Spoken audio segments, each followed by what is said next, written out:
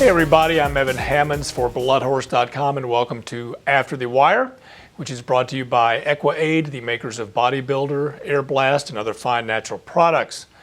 For us locals, Kentucky Derby weekend is always special, and this year's running was memorable for many reasons. The great weather, the great crowd, and the great racing, both Oaks and Derby Day.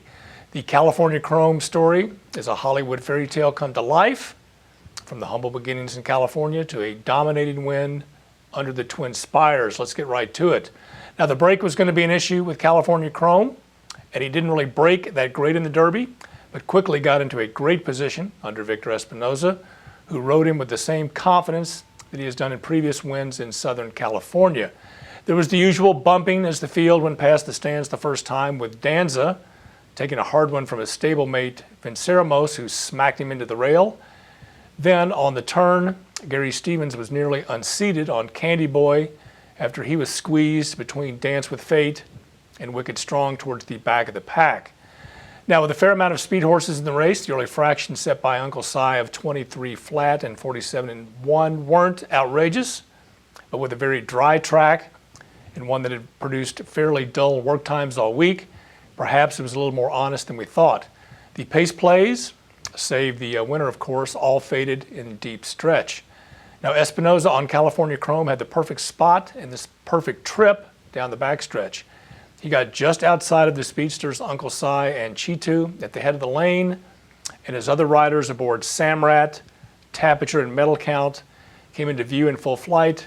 Espinoza was still chilly on the Cowbred. Now, once he asked him, however, he quickly separated himself from the pack, just as he had done in the Santa Anita Derby. At Santa Anita, he won the 9-furlong race by 5 1/4 lengths. After 9 furlongs of the Derby, he led by 5.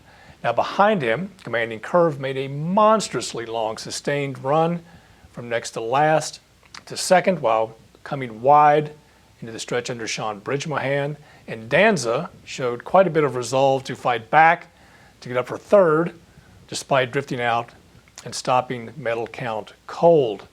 A final quarter mile in 26 and 1 is not the stuff of legend, but nobody was really cutting into his lead until Espinoza eased up on California Chrome, snuck a peek behind him, and then started celebrating a little too early for my liking.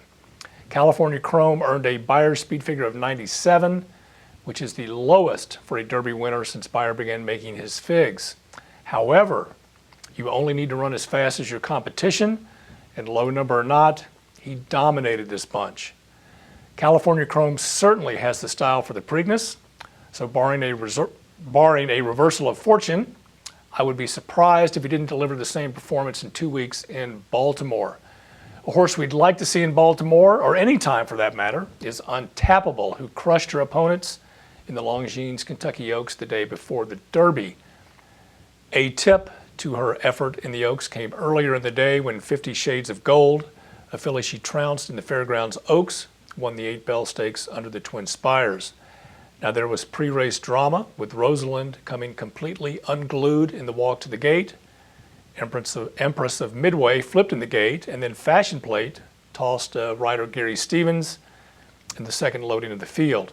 Now, the field broke without Stevens having his feet in the irons, but I'm not really sure that mattered. It was Untapable's race.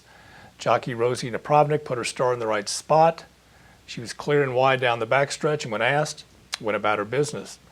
Where California Chrome was more than 3 seconds off the stakes mark, Untapable was just 4 1/100ths of a second off Birdtown's Oak score a decade ago.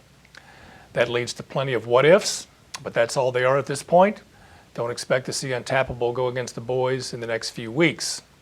And there's more. Wise Dan, our 2-time Horse of the Year, was all out and then some to fend off Seek again in the Woodford Reserve Turf Classic in the race before the Derby.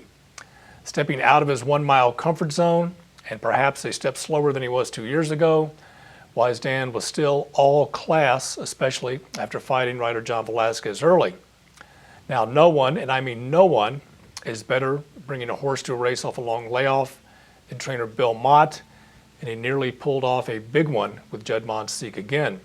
Now, we don't know if they'll meet again anytime soon, but we'd love to see the two of them go at it again, perhaps in the Breeders' Cup Mile at Santa Anita. We'll take a week to digest the Derby weekend, and then we'll come back and dissect the Preakness. For bloodhorse.com, I'm Evan Hammonds. I'd like to thank you all for watching After the Wire.